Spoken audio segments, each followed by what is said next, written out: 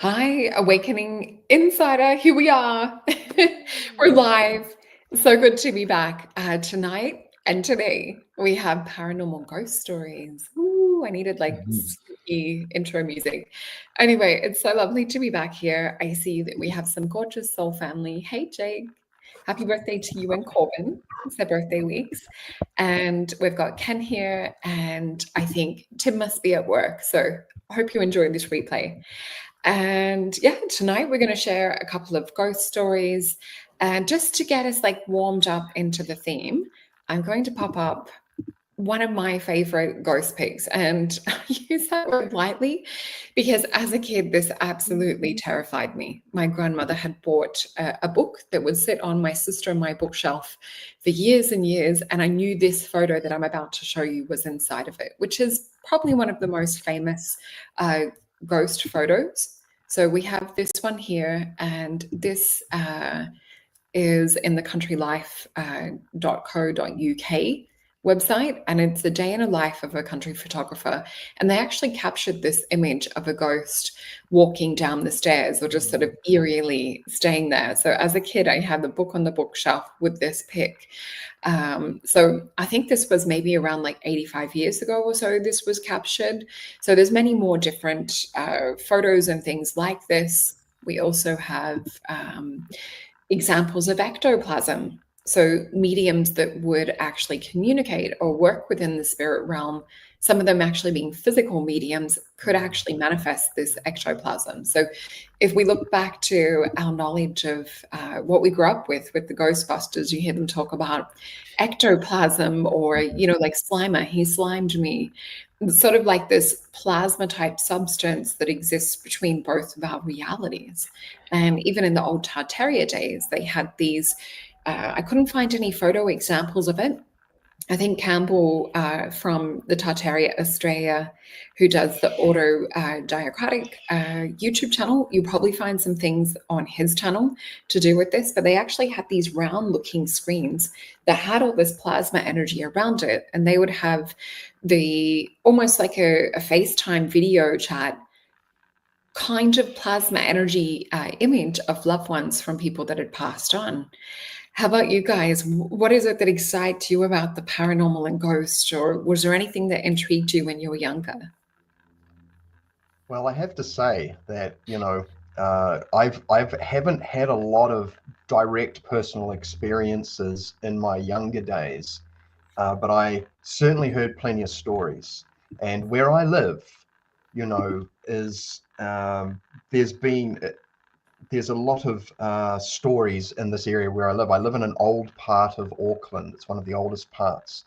And so when you have a history of people of everything from and we're talking about people who landed here and then had to figure out how to survive here, and so there was a lot of struggle and a lot of tension, and that focused sort of tension is what can create conditions for this kind of phenomena to become present. And when we see the photos and that, I mean, oh geez, some of that stuff you can feel it, right? And I recall just quickly a story of there's a couple of places in Howick that have been brought to my attention, and one of them is a friend of mine was living in this place, and they're all sitting in the dining room, and the house was still was decorated, hadn't changed much. It was a rental, but it had been previously owned, because there's a lot of houses that were owned by families for well over 150 years, and they're sitting in this room, and there's a chandelier hanging down on a chain, and the chandelier starts winding its up on itself and climbing up towards the ceiling. And they're all Oh my, like looking at each other, like, I know the people, right? And they're like going, they're just hard, they're like blue collar hardcore workers, and that, they're just getting on with their lives, and they're like going, this was freaky. And and they couldn't get out of the lease that quick either, quick enough. But it turned out that there was a strange thing inside one of the wardrobes. I think in one of the bedrooms was a locked box, and nobody had the key. It was like built into the wardrobe, like a safe of kinds. It wasn't a safe, it wasn't metal, it was a wooden box, but nobody had the key. And they all thought that maybe there was something in there.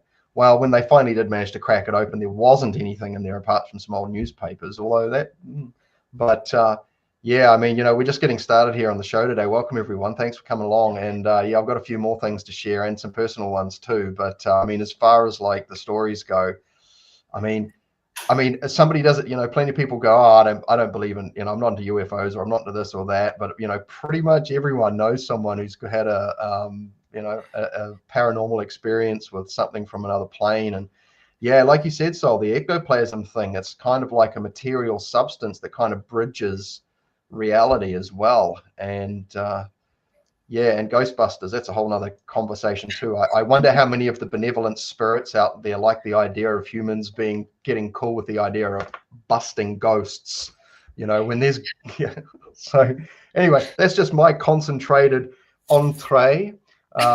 Brother Greg. Yeah, hi guys. Great to be here again. And you're right, Phil. I think because both our countries have kind of been settled rather late by the Europeans, and they brought a lot of angst. I always felt Victoria, because I'm from Victoria, where Sol is now, and I've always felt that's a really spooky place. I mean, country Victoria, my God, I've had I was brought up in country Victoria. I remember my brother later on lived in Port Fairy, Port Fairy down on the Great Ocean Road, and that's an old one. And the cottages he lived in, it was like an 1830s cottage, and I remember staying over there, and I had to get out. Listen. You're talking chains rattling at night.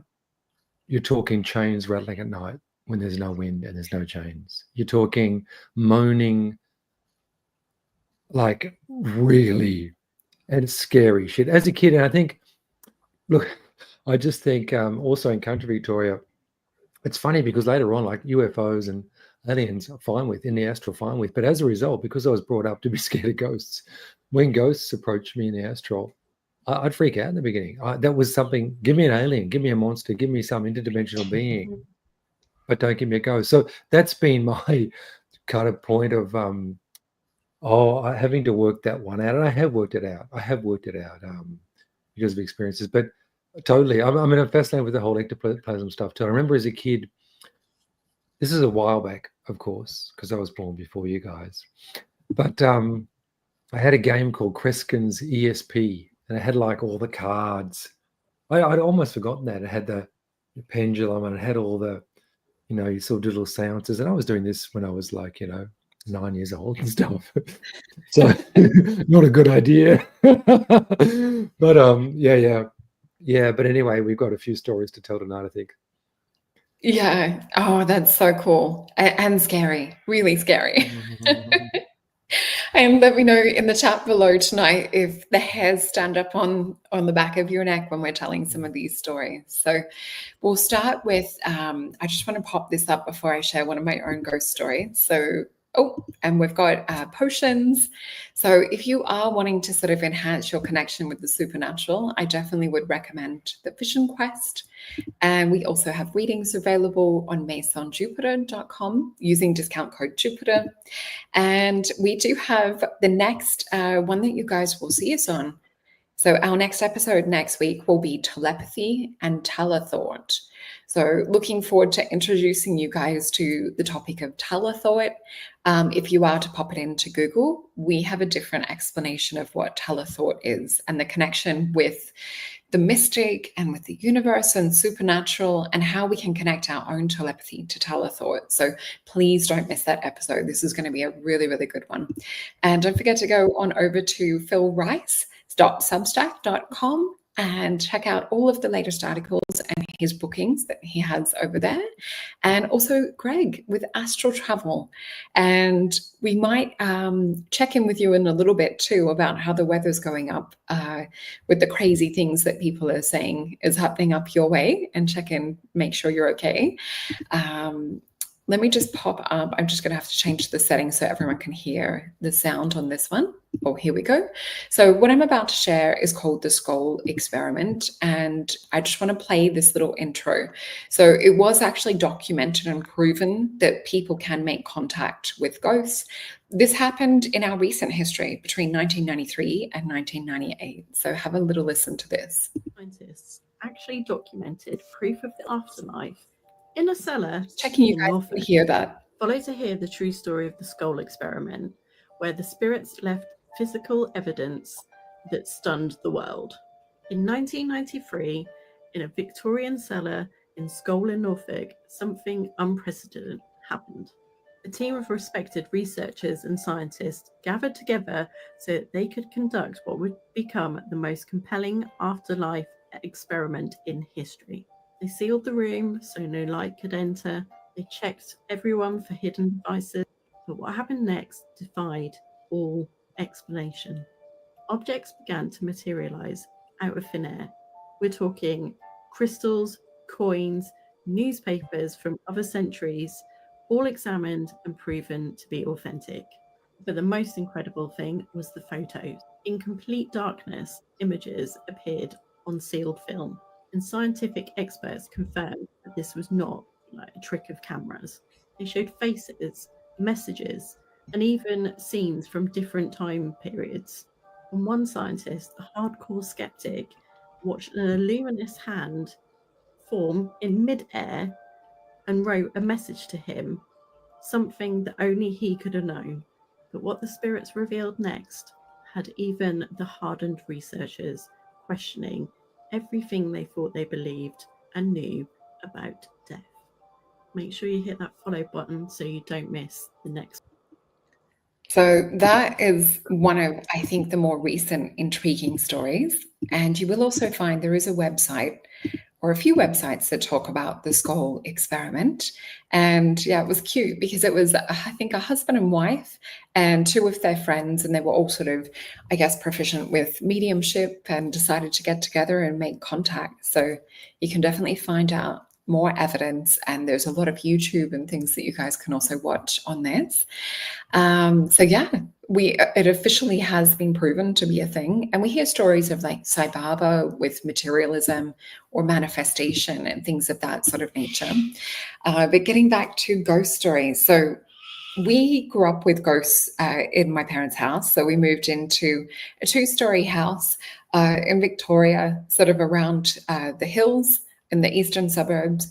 And it was just common knowledge in our family that there was 2 ghosts in the house. So there was one upstairs that would sort of pop through the floor of my sister's bedroom. And by the way, I was the only believer in the paranormal in my family's household growing up because I saw and experienced things all the time. But it was still common knowledge that there was ghosts in the house. That was apparently like a normal thing. And there was another one, a young girl, probably around age 13, that would appear in like a white kind of gown that would haunt the downstairs hallway. And so as kids, if you had to run from the kitchen to go to the bathroom, you literally would run and bolt and come back. And even the younger kids in the family, nieces, nephews, they were also aware of the ghosts that were in the house. So there was a story of the previous owners losing a daughter in a drowning incident. Unfortunately, we're not sure if it happened at that house or at their previous house, but there definitely was 2 female, younger, around teenage years, ghosts that were haunting the house. So yeah, you do get that feeling of the back of your neck, the hair stand up. Another one I want to share just quickly before we move on is when I was 18, going away to, I think it was like, might have been like Torquay area, which is like a famous like surfy area here in Victoria, near Bells Beach. And just going away there, I was in a little apartment, and it was newish apartments with my boyfriend at the time. And I was just making some chicken soup on top of the stove. And I turn around, I'm the only one downstairs, and all of a sudden in front of the oven and stove is a tea towel floating in the air. I scream, the tea towel drops, run upstairs and tell my partner. And he's like, what? Because he didn't really believe in any of that stuff. Anyway, so in the meantime, waiting for him to dry off, come downstairs, I'm like, what if I actually scared the ghost? So I went back downstairs, sat on the couch, tuned in, and I'm like, I'm sorry if I frightened you. I didn't mean to scare you. It was just a shock seeing the tea towel in the air. Anyway, it turns out that this soul that was like more kind of, I guess, stuck between realms or stuck in Bodo was there for the comfort of chicken soup and the memories and things that are invoked from them. So they were there, I guess, before the apartments were built. So that is one of my ghost stories, that I've seen something physically floating in the air. Did you want to share one of yours, Phil? Yeah, so, not long after I started meditating about 10 years ago, I guess what happens is that when you take on the idea of like just exploring perception and awareness, right? I get this, and I talk about this too. You sort of get these glimpses of things that, to pique your curiosity, to sort of like encourage you to explore further. Because, part of the landscape of any growth period is encountering things that may initially be somewhat challenging, or they it's like a teenager. They don't like doing the dishes, but once you're an adult, you just do the dishes. It's not the best example, but it's the same thing, right? Like you experience resistance towards something, and then you acclimatize to it, etc. And then it becomes normal. I mean, I'm sure, Greg, when you first started having astrals, bro, there was a couple of things that made you go, hey, and now you're kind of like, oh yeah, that's just Tuesday, and so, for myself, when I started meditating, I had a couple of distinct experiences that were pretty much the same. They were about 3 months apart. And I remember I was sitting in this exact spot here. This is when I was still playing a lot of music. I had a beautiful guitar set up and a beautiful amp set up. And I'm sitting there and I'm just kind of having a jam.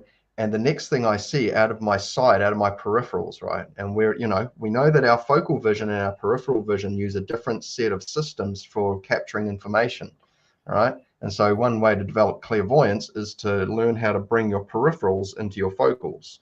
But staying on topic here, I'm sitting here and I'm having a jam, or I'm doing something at the desk. The next thing, this giant black, I described it as like a panther. It was that big. It was like a giant black cat.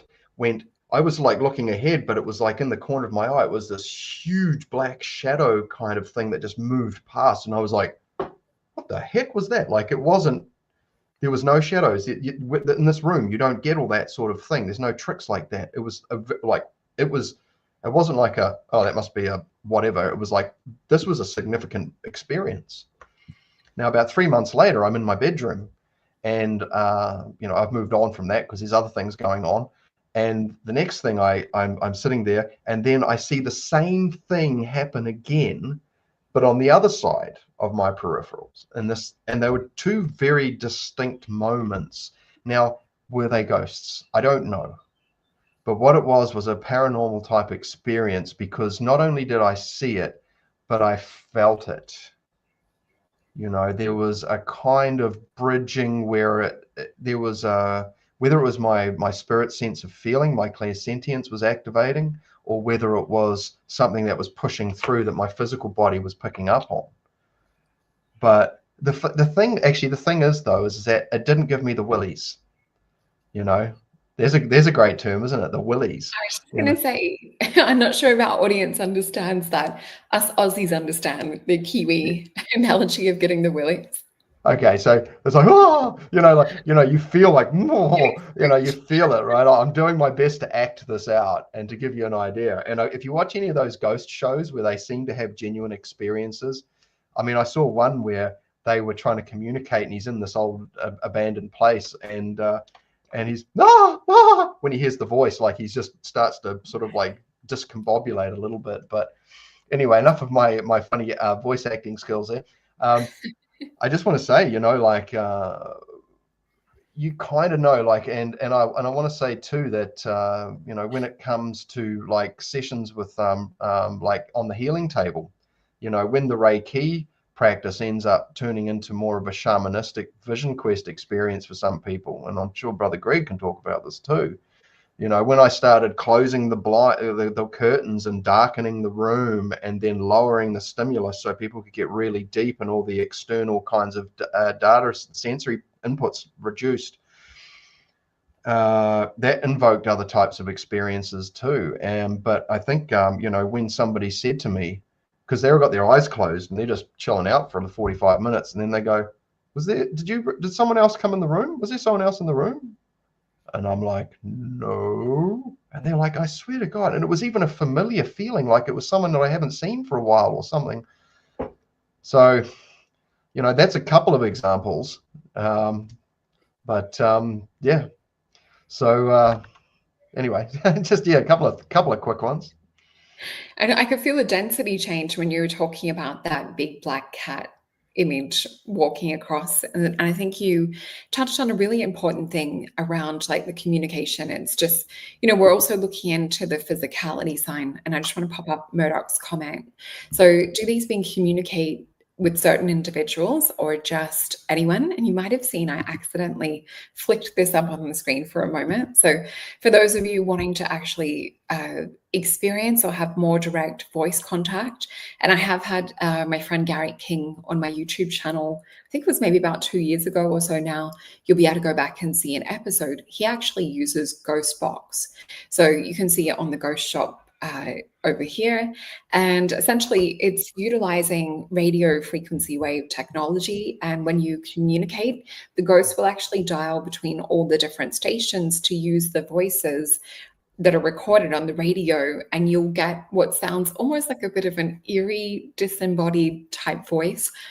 The other thing to take note of with this is you don't necessarily want to do this in your house, because when you sort of establish contact and start to work with growing and expanding energy, you don't want to have a little ghost portal in your house. This is something to take note of. And also it is something anyone can do, but definitely working with protection and discernment, sending anything into the light that does not feel good. And this is also Garrick's Instagram, so ITC photography. And you'll see here, he actually does spirit photography captured in water. And so it's not just ghosts that show, it is aliens and things too. But yeah, he had amazing ghost box conversations with his father that had passed. And when he asked his father, where is he? There was 2 other voices, I think, that were heard at the same time. And the father said, I'm by the sea. So from what he can establish, it almost sounds like a living in the dome type situation, where we've got that the waters above, and some of the people that have passed maybe crossed over that threshold or waters. And yeah, he was talking about, I think, being in a boat, and then voices are coming in saying, you can't tell him that. So do check out more of Garrick's work. But Greg, how about you? What would be your favorite ghost story or experience? Look, probably the most beautiful, really was, look, it freaked me out at the time. In fact, this is in my early 20s, and I used to go down for music. I used to go to walk down to Warrnambool, so near Port Fairy, down that way, very old whaling areas. And there was this doctor who was the leader of the orchestra, used to conduct there, and it was like a community thing. And he used to put me up in his surgery, this old house. And there was a room there, and anyway, this place was just so spooky. And I had this experience where I'm lying there at night, and all of a sudden there was this, I'll never forget, this was like a violet sparkly mist appeared over my bed, right? And I'm just pinned to the bed, and a very friendly voice. And a friend of mine had just died. His name was Slim. He was a guy who I'd known from school. It was only a few years after we finished school, and he had died from MS quite suddenly.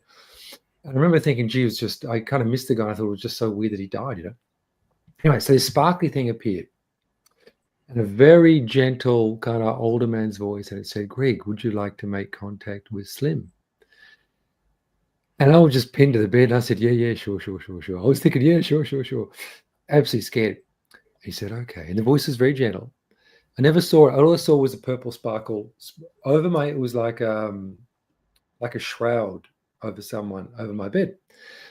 I said, yeah, sure. And the voice is clear as day, and I was awake, and I thought, okay, I'll say yeah. So I said, yeah, sure. Okay, well, imagine holding his hand. So I sort of put my hand out and it said, do you feel him? And I said, yeah. And the voice said, no, you don't. And it said, imagine harder. And then I felt this invisible hand of this mate of mine. I could feel his hand, invisible, just into my physical hand, and I just screamed. And looking back, like it was a beautiful experience. And the guy had just passed like a week before, and but like for the first time in my life, I went to a doctor. Like I had to have the light on for 1.5 years. I had to have sleeping tablets. I've never done anything like that. Like I was so freaked out by this, such a real experience. But you know, it was a very gentle, and also not long after that, this old house I was living in Melbourne at the time, once again an old house, had this big old fireplace in the bedroom. Ugh. Anyway, at night I would feel in the dark something come out, and so I would lie there looking away from the fireplace, and with the cover of my bed, and this thing would come over me, and I would hear it go, Greg, Greg. Now it freaked me out. But then the guy I was sharing the house with, his girlfriend, who was an ex-cop, turned to yoga teacher and was a psychic. And I didn't say anything. She just came in the room and said, right, you have a spirit that is above the fireplace. He's very sad. I'm just going to talk to him. Is that okay, Greg? I said, that's okay. She just talked to him very nicely, and then he went away. And that was when I started to realize, okay. I'm not, just beholden to these things. But they were the really two kind of very personal experiences where, like, not so, I mean, okay, there was kind of an apparition, that violet kind of sparkling kind of was like a hood. But that voice, so a lot of people, you might smell, I think someone mentioned before, that the scent of something, or the clink of a glass, or I know when Moni, my wife's dad, died, he had a very distinct aftershave. You could smell that around the place. So it is, pretty cool. But that freaked me out. It's funny because a lot of this stuff is kind of like I feel in the fourth dimension or the astral. Yet, as I said before, we've just been programmed to think ghosts are really scary. But so it took years to kind of diffuse that fear. And it's interesting, when you talk about a lot of these experiences happening here in Victoria, because when you look at a lot of the old buildings, they're Tartarian buildings. So I do think that, like, with his story is perhaps not the I guess we have a different history compared to the one that we've been programmed with in school. So there's probably layers and layers of all this, ectoplasm, all of these kind of like vibrational records that are stored within the land and stored within, certain vortex points here and certain ley lines. And I know when I'd stayed in Melbourne, similar things to what you were describing with that friend, talking to ghosts, or, they're telling you information about like what used to be in the place of the building that's currently there. And then you go to Google, look it up. Oh yeah, sure enough. Like, there was a school there where there now is an apartment building. And I think it's a very fascinating subject. And what you said about spirit wanting to come and communicate with you after your friend passed, I had the same thing happen. So I lost a friend when we were around, I think, 18. Really sad situation. And it was suicide, perhaps accidental in the end. But anyway, she would come to me in dream states and ask me how to do things. And it was always so much realer than that experience of this 3D physical world. So it would be haunting on a different level. And this is where astral travel, I guess, and lucid dreaming can really help us if we do want to make contact. And I do know there is some beautiful souls here in this particular tribe that we have that have lost loved ones, whether it's children or, friends, family. Do you have any tips for us, Greg, in how we could perhaps use either astral travel or lucid dreaming to safely make contact with loved ones? I do. And it goes back to that, and I work with this a lot with people with astral travel, is that heart-based intention. I think, when you go into your heart, that's kind of your greatest kind of protection and empowerment, really. And just there's a lot of techniques to get astral, but I think for someone to meditate, or to when they're going into their astral kind of meditation protocol, is to just imagine that person, the energy of that person, as you're kind of falling asleep, and really imagine kind of meeting them halfway, and kind of make your intention very known, ask for your guides to help you, and really visualize that person, or or the feel of that, the energy of that person, what they give you. So it's what I call like astral targeting, but it's not so difficult to do for those who have passed, because often they're kind of in your aura as it is. They want to make that connection. So I think just to let go of the fear of it altogether, and to kind of pull it into you. So you want to meet the experience halfway, and yeah, just there's mantras you can say to meet them as well, and just ask for guidance, and just pull the scene of that person, or the vibe of that person, that heart connection you have, because in the end everything is a relationship, and that relationship hasn't gone because they've passed. So that relationship is still with you. So you can use that heart chakra pull, that you have that connection to pull them in, and you into that kind of slightly high dimensional state to meet them in a more conscious, lucid way. Just doing it that way, quite simply, is kind of innate, really. Yeah. And I guess just being aware to, as you were saying, like the smells and things. I know my grandmother, her perfume sometimes will pop up every now and then. Thank you for that advice. That's such a valuable thing for And people to hold something from them as well. If you have something physical, can be good. Yeah, tap into that psychometry energy that's stored in the object. And that's why, being my partner having the antique store, and we might get to some ghost stories from the antique store in a little bit, Yeah. but certain objects are haunted, that's for sure. Phil, do you want to share any advice that you have around connecting with people, or is there another ghost story that you want to share?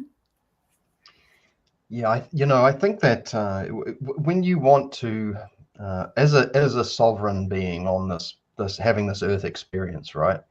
If you want to connect with someone who's moved on from physicality, and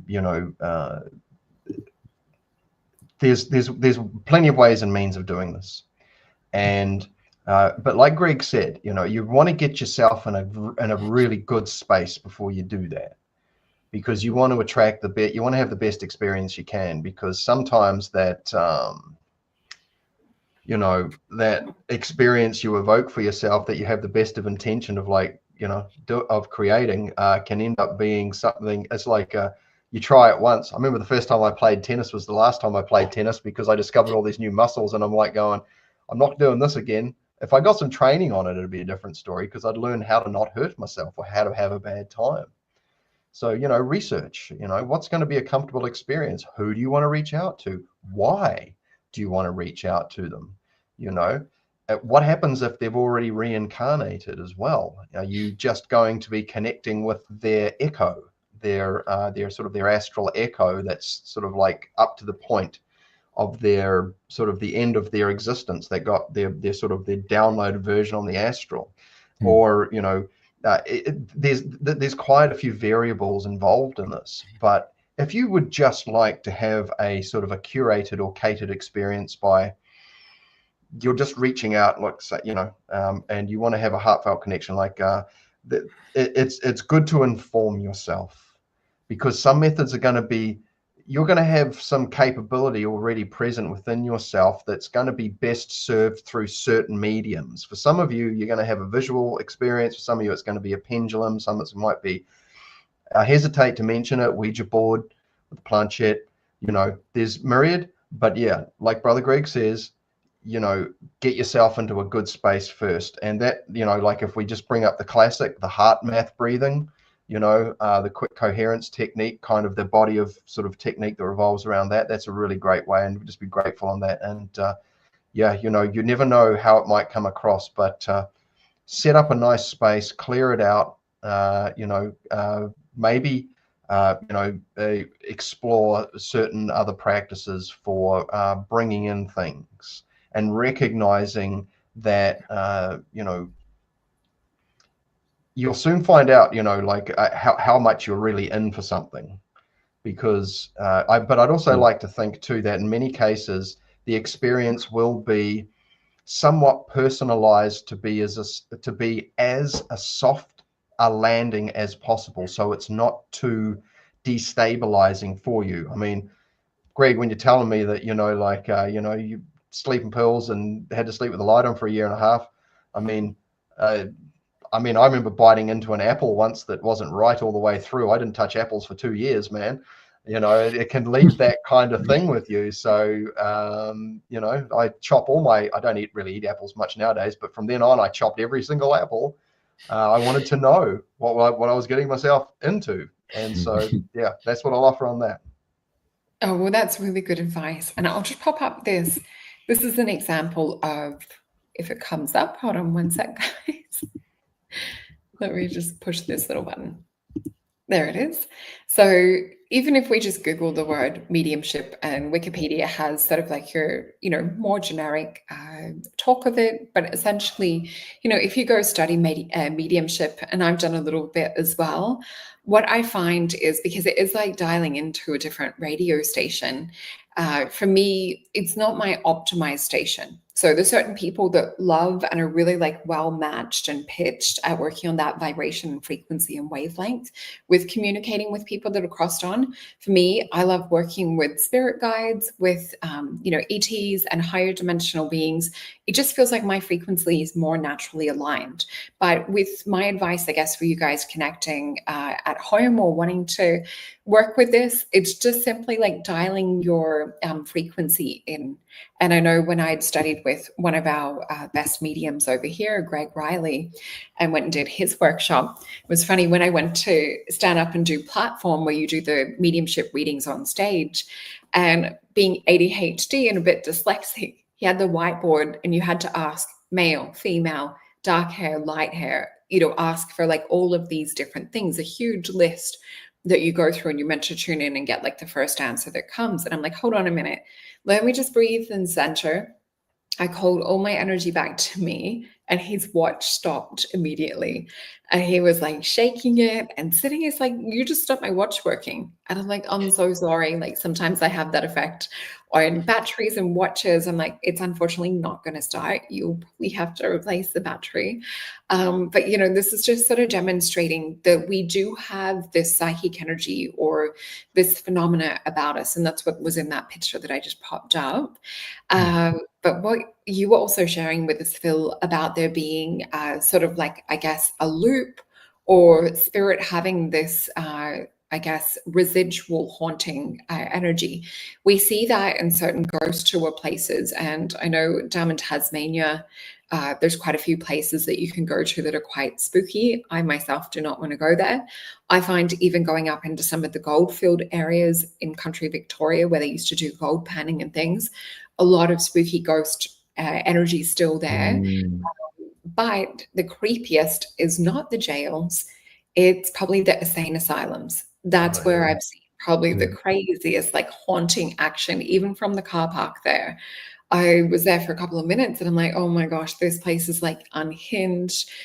All of the people that used to be there were still in spirit world playing out this story. And you can clear things like this, spaces, with intention and with energy and with sending them on to the light, because a lot of these people that are past don't realize they're still living in that loop. It's like a video stuck on repeat over and over and over again until you clear that energy, and then their souls can move on and be free.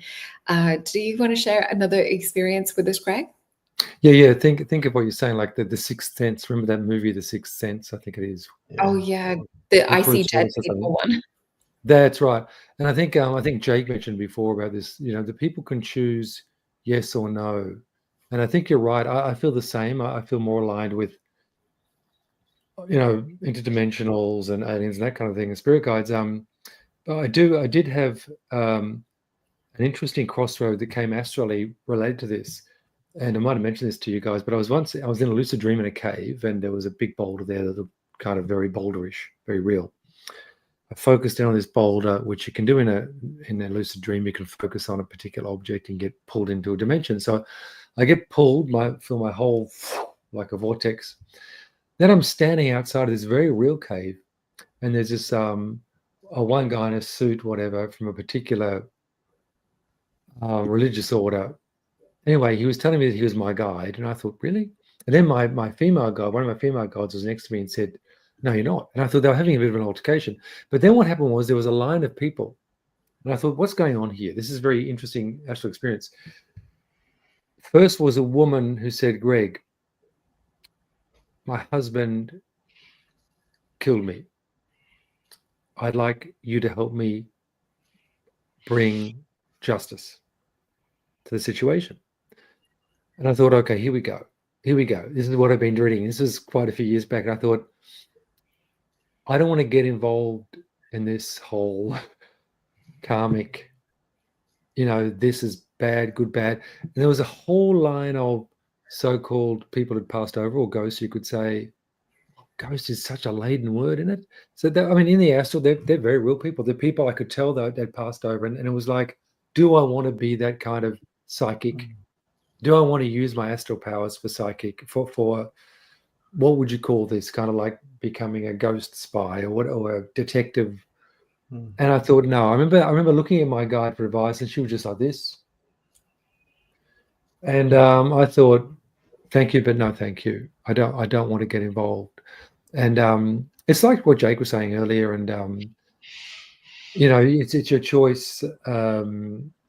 And I think some people are more aligned with that than others. And as Phil was saying too, there's like the imprint, like you can make a contact, because as they kind of leave this realm, there's kind of like echoes left in the various layers. So you can get maybe their astral kind of signature, and you can talk to that being if you really want to.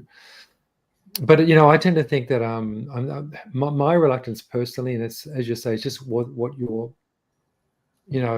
aligned with, is just is the whole getting karmically kind of bogged down with things a little bit. And what I found, that most spirits who are still lingering, they just want to be helped. Like, they are living in a loop, and you can just chat to them. Like, I remember when this woman chatted to this one in the fireplace and just had a really nice chat. So now if I feel there's something around that needs a bit of a help, more so in Victoria than in Queensland for some reason, not sure why, just have a little chat into the energy and say everything's okay. But one interesting thing was, I think I mentioned to both you guys, after, when my mum died, it was actually before she died, she first she opened this, I did mention, just literally an hour before she died, I was staying in this hotel room, and this sliding door just opened up on this big, thick metal sliding door.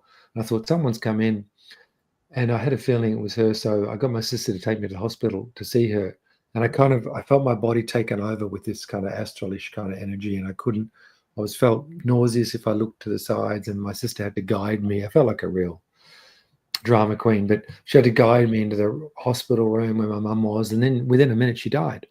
Now, what would happen for the next few months, probably over 6 months, she would come into my body and inhabit my body. And it felt really good.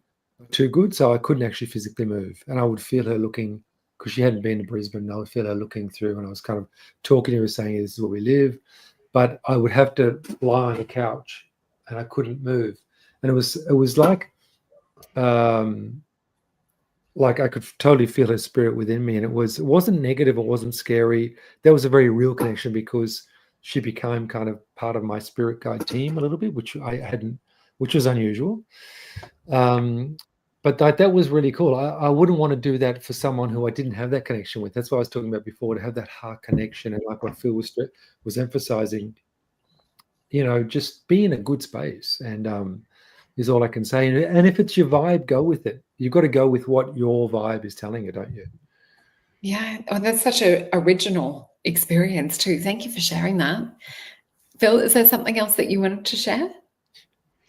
Yeah, I think, for those of us who are deciding to open ourselves up, because some people don't have the choice initially. They just, they have their sense gates cracked open because of trauma, because of whatever, at an early age or whatever. And I've got people in my life who are highly clairvoyant, highly sensitive, and they have no control over it, because it was something they were just essentially, here you go. And they don't know how to turn it off and on. They haven't got a switch. That was me. Right. Okay, exactly. Right. And, they have all sorts of highly vivid, visceral encounters that makes it hard for them to operate and function throughout the day as a result of it. And some of them have thought that even maybe they're like, they've got some kind of psychological disorder, and so they're getting pharmaceutical intervention to sort of manage it, and nothing seems to work. But you know, there's ways you can train to close up that thing, or you can train it to take ownership of it so that it becomes something that you can choose to activate or not. You have a switch, which is why, you know, I have to say the most value that I've got out of searching this whole arena of paranormal, ESP, exploring the greater reality, I have found through the tried and tested methodologies you can find in the various systems of theurgy and thaumaturgy, also known as magic, Hollywood, the occult. But these are essentially the high sciences of developing the internal self and the relationship to the greater reality. By discovering things that are within reach. You expand with what you've already got. So you're making incremental perceptual growth. So you're not, you know, you're not taking the hero dose and overwhelming yourself. Now, one thing about, you know, people who are open to the idea of being of help, there's a lot of souls that are not moving on. And so they're clogging up the astral sphere, if you will. And there's many stratas to the astral, obviously. But, you know, there is, like, you know, I've got, the more sensitive I become, the more I become aware of the fact that there are guardian spirits in my area, which is a very rare thing for me to just sort of randomly start talking about. But there are, you know, I live in a little colonial village that was settled by a whole bunch of little English people, and there's a whole bunch of English spirits that live here. And there is a very old church,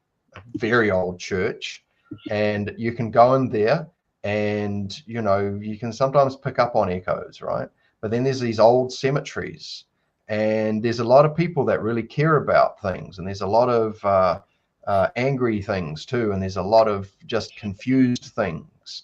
And so these things, whatever we want to classify them as, like we talked about on the telepathy conversation, could these in fact be influencing the people who are alive in the physical at a deep level, and causing social issues and problems, and causing people to have all sorts of psychotic issues and things like this?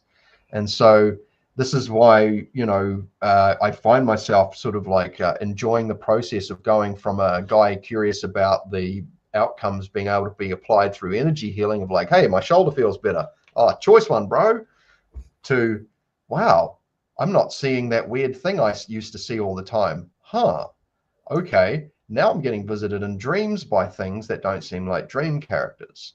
Now I'm having dreams about, oh, I'm sitting in the local main type square in my village, like the town square or the local place where people would gather all the time. I'm having a dream there, and I'm getting visited by these elder spirits saying, oh, you know, I think we're going to accept you. I think you're okay, you know. And it's like there's some good ones there that are trying to help look after the place, and then there's some that are running amok. And we have an advantage here, having a physical root grounding in the physical, where we can you know, act as agents of helping these things move on. There needs to be housekeeping done. And so anyway, I'm sort of wandering off the topic here, but there is this kind of role that people can play. And you know, I think you know, you can do this kind of work without having to get dressed up and wave a big sage cannon around in the main street, and people will think, what the hell's up with this guy? You know, there's ways of helping these discarnate beings move on. And for me, that's valuable because I care about my little community and my village, and I want to care about them more too. It's frustrating sometimes because I just see all sorts of just crazy behavior going on, and I'm almost like, oh man, this is at a loss. And I'm like going, well, hang on. I'm getting involved in metaphysics and shamanism and these types of things. And everyone's going to have a different relationship to those words. But I'm like going, how many of the problems in my local hood are being caused by potentially disruptive energetic influences coming from these beings and entities? And so, you know, what if we are able to affect the collective consciousness on a very local, grounded level, where we can actually improve the community Imagine if you went around and started cleaning up some of these things, then everyone in the neighborhood starts eating better, or there's less relationship issues and domestic violence starts dropping and people aren't getting road rage and things like that. These are things that I'm curious to explore more and more, because this is when metaphysics and these capabilities become highly functional in developing a society that, I would like to see more of. Oh, I love that. And the thought of cleaning up on a mass level, that would literally be world changing. And especially how we were saying before about, whether they're in the old towns or like, cities like mine and yours, Phil. We had, and I know we're sort of coming close to time, we've got about 10 minutes left. So I want to share one more of my ghost stories. And if you guys want to share one more each to finish with.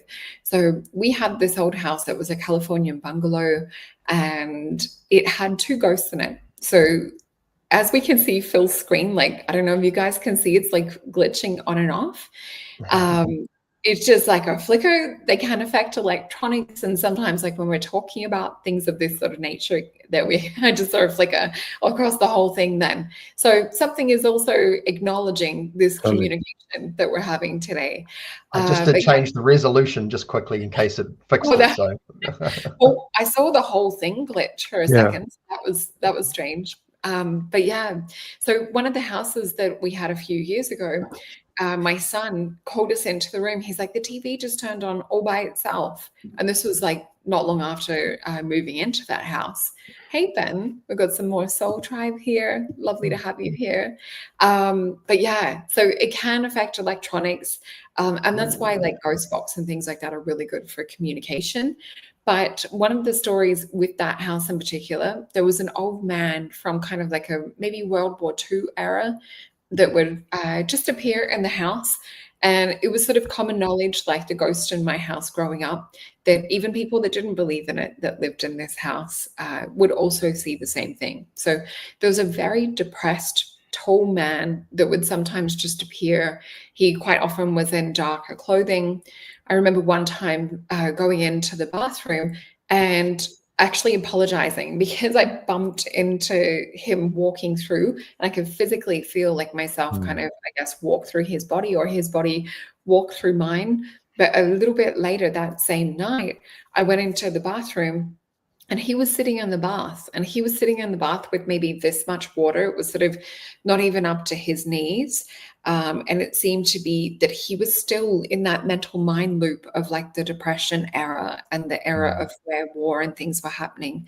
So the good news was that we did shift him on, and we didn't have any like revisit or anything like that. So I think what you're saying, Phil, about clearing up on a mass level, if we can all just learn to clear up what's in our own backyard or in our own sort of city or town, it's actually a really good thing. And we do know that some of these ghosts that were perhaps violent or alcoholics and things like that do like to attach to people that have those afflictions themselves, and will feed and stream parasitic thought form energy to increase the person to drink even more or increase the domestic violence and things of this sort of nature. So they're still connected in getting their food source energetically via that way. Greg, did you want to share one of your experiences before we have to go? No, you're exactly right in what you're saying. In that people, because they want to experience. It's like even a so-called ghost. Funny word, isn't it? But even a mannequin in a store, they can take up residence because they get looked at, they get observed. If they're a mannequin who was into, what do you call, looking good kind of thing, wanting to be seen. So people's experiences, like I get, in the end, like Reiki, often you could call it helping people with energy, but often you're helping people with entities. There is a bit of entity removal going on. So, and it's I think for people to realize it's a very fluid realm. Like they can be interdimensional, they can be people who've been living here or ancestral energy, or just somebody, some addictive personality who needs to drive their addiction further by having a human host. So I know these words can sound scary, but they're not really. That's the nature of reality. And as you say, Phil, like when they're influencing our reality, we're influencing theirs. And I think that's probably why all three of us have gone into this field, occupying our lives, because in many ways, if you're sensitive to this, you want to realize that you are a sovereign being. So there are so many things you can do to people having issues to protect themselves and how to clear themselves and how to help things. I think there's one guy, an Egyptian guy, Ibrahim, his name is Ibrahim Karim, and I've got his. Oh, this is his sacred geometry. He has these things. I've got things around the house too, like blocks and stuff. Oh, He's got a lot of evidence. Can we have another look at that, Greg? Yeah, this is just a personal one, and it's what take it off. What it does is it actually tunes into your organ. So all those things are called. Can the camera come on, camera? Yeah. Oh yeah, put your hand behind it. Oh, there we go. We've got a good focus now. Thanks. So it picks up on what it calls signatures of your organs, and you have it close to your heart. This guy's done so much research, and there were certain towns in Switzerland that were really suffering from EMF toxicity, right? A lot of people sick, and he went in there and he took in all of these so-called signature things. So his name's it's biogeometry is the name of his field. He's an architect, Egyptian architect, quite old now. And he went in and he cleared this town in Switzerland. It was like a test town by putting these certain shapes and things, certain geometry, actual physical implements, and cleared all this EMF stuff. And what you've got to realize, a lot of this kind of toxic vibe can attract toxic vibes from other dimensions as well. And then what they found was that everyone started getting healthy. Everyone started getting healthy. And it was one of the first times that a place in the world where like the energy minister there said, this guy has healed these people from electromagnetic, frequencies that are not helping. So it's all related, isn't it? It's all related. Like Phil, you were talking about clearing the town. There's all this. It can often show in certain ways. Like I know early on, I used to have a little TV in my bedroom when I lived in Vienna, and then as soon as I started going astral, this little TV would light up at night. All this, and I have the same thing with electronic equipment. Like even now, my camera's flashing like crazy because I don't know. And I realized, and I felt these energies coming from this TV screen. And then I vowed never. This was years ago. Never have a screen in the bedroom. Never go to bed with a screen in the bedroom, or I turn off all electric things because these energies, whatever you want to call it, electricity is very handy for them. And I know early on, in the old days when I had cash registers, often they just didn't work when I was buying something. They'd say, "Oh, the computer shut down." That was often I was having that effect on computers. So yeah, it's the interrelationship between this realm, these other realms. Also, I also know an astral traveler in England, Todd Akamesis, or Pandora's Star Creator, Falcon Akamesis is his name now. He also uses these ghost devices to measure astral energy when he leaves his body. So it's all curious stuff, how it all links. And I think you got to see it's fun. It's a lot of fun, really. If you're feeling well. That's the thing, I think, if you have your aura sealed, you've got to do it. Contained within your vessel and very sure of yourself, very grounded. And one last thing, the chicken soup thing you mentioned for the tea towel, perfect book, Chicken Soup for the After Soul. Oh, that's a good heading. Because there's chicken soup for the soul. We definitely need a part 2. I can see Laureate and Ken saying part 2. And I only recently saw that guy that you were just talking about. So I think that could be a really great show as well, where we talk about geometries or geomancy and clearing ley lines and things, and really look into places that have had them cleared and purged. I just want to pop up also for you guys that are interested. Greg has regular astral travel courses. You'll find a lot of information over on his website and bookings, etc. And Phil does as well with his Substack and his bookings that he has over there. And he's always writing away interesting articles for us all to read. Phil, did you want to share a story with us? Well, I have to say that I know that we're sort of pressed for time here, but a quick story. I was listening to another healer brother, Mark Bajerski, big YouTube channel. He was talking about a trip to Bali recently, and there's a absolutely giant resort complex over there that's been abandoned, and it's just absolutely overtaken with hauntings, and everyone knows about it. And so you'll find that there are these tourist opportunities. If you want to go spook yourself, there's plenty of places to go do that. But just in closing, if I may, please understand, everyone, don't discount the value of your spiritual practice being of service to your local, your physical proximity, local community. Okay.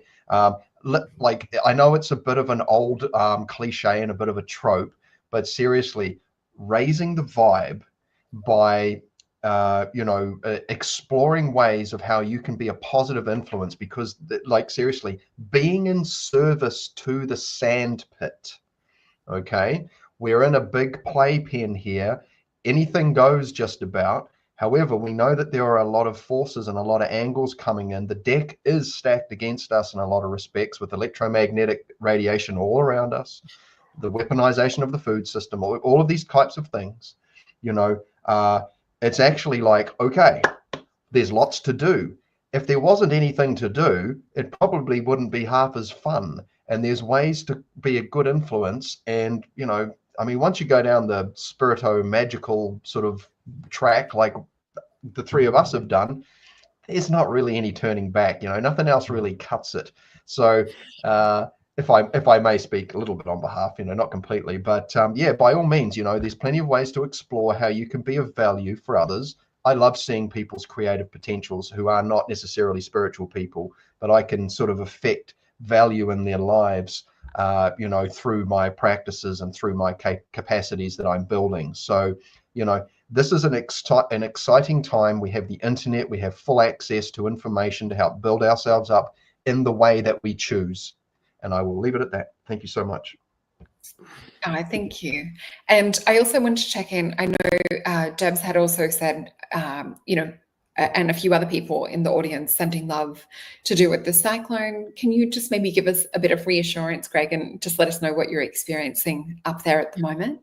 Well, look, my grandfather was the loveliest bloke. I lived with him for a while. His name was Alfred. I can't imagine a cyclone named Alfred doing any harm.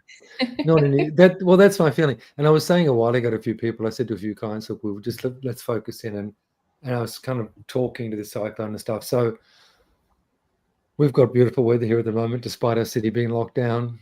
When I say lockdown, it's everyone's choice, but they have. But yeah, the winds are coming in from the south. So it seems that the southwest arm, which is exactly where Brisbane is, it's a remarkably slow system. Like it hasn't even made landfall, but the surf has been enormous down there.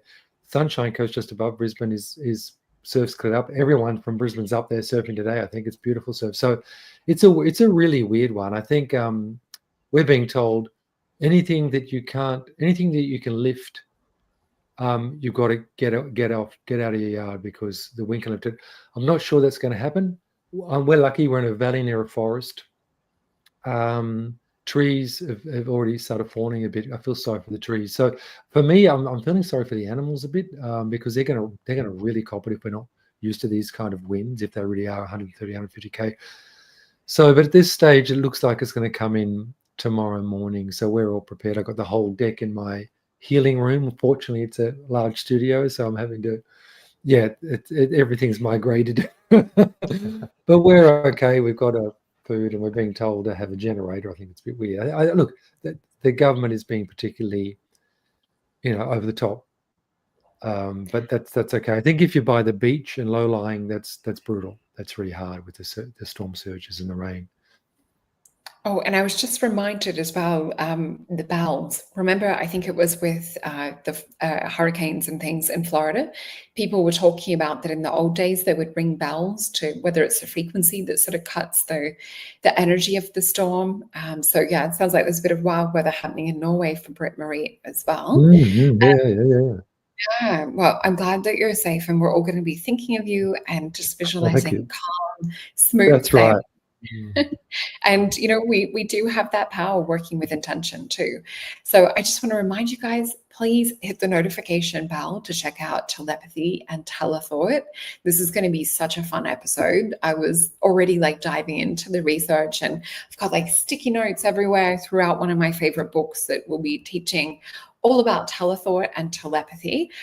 Also, if you want to familiarize yourself with energy a little bit more and get a little bit more tuned into seeing into other realms, I do have the Learn How to See Auras course that is up on masonjupiter.com. So you will find that there.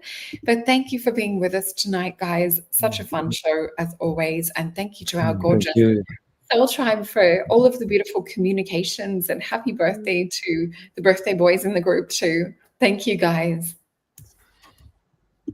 Thank you.